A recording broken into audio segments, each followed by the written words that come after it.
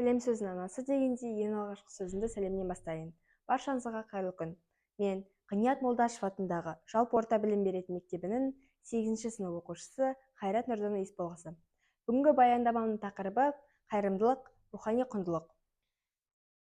Қайырымдылық, жанашырлық, мейірімділік секілді қасиеттер адамзаттың бойындағы ең асыл қасиеттердің бірі.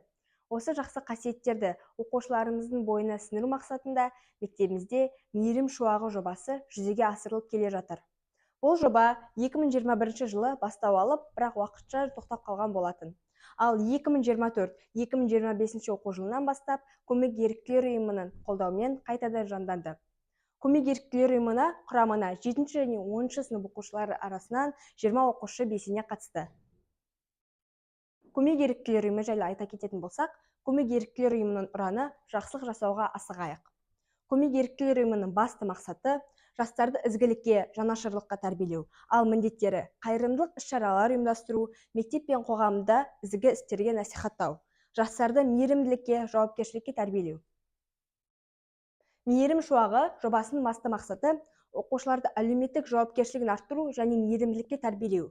Мейірім шуағы жобасының міндеттері қарияларға құрмет көрсету, кіші қызметкерлерге қолдау білдіру, табиғатты аялау, экологиялық шараларға қатысу, қоғамға пайдалы істерге үлес қосу. Мектепте өткізілген іс-шаралар. 12 игі іс-шара жүзеге асты.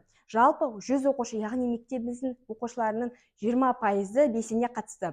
Қарияларға құрмет көрсету, тыл ардагеріне және жалғыз басты ата-әжелерге көмек көрсету. Жалпақтал арнаулы әлеуметтік қызмет көрсету орталығының қариялар мерекелеріне концерттер ұйымдастыру және Жалпақтал арнаулы әлеуметтік қызмет көрсету орталығына әжелерге мерекелік концерттер ұйымдастыру. Кіші қызметкерлерге қолдау білдіру. Еңбегіңіз үшін алғыс атты челлендж ұйымдастырдық және 1 наурыз алғыс айту күніне орай мектебіміздің кіші қызметкерлеріне оқушылар өздерінің шынайы ризашылықтарын білдіріп, ашық хат пен тәттілер таратты. Ал мекемелердің кіші қызметкерлеріне түскі астар тараттық.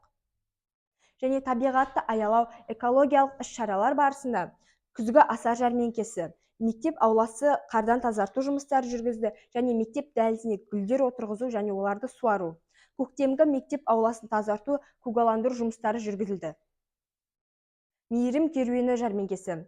Жалпы жылына біз мектебімізде 2 жәрмеңке жүреді. Оны 1 желтоқсан айы 25 мың теңге қаражат түсті. Түскен қаражат жұлдыз науқас балаларға көмек көрсетуге арналған қайырымдылық қорына аударылды. Екінші жәрмеңкеміз наурыз айында ұйымдастырылды. Ол 21 мың теңге қаражат түсті.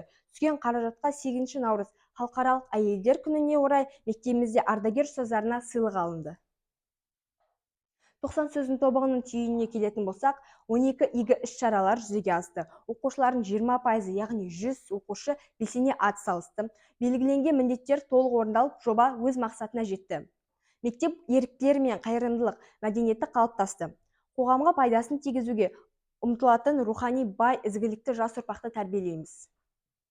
Назарларыңызға рахмет.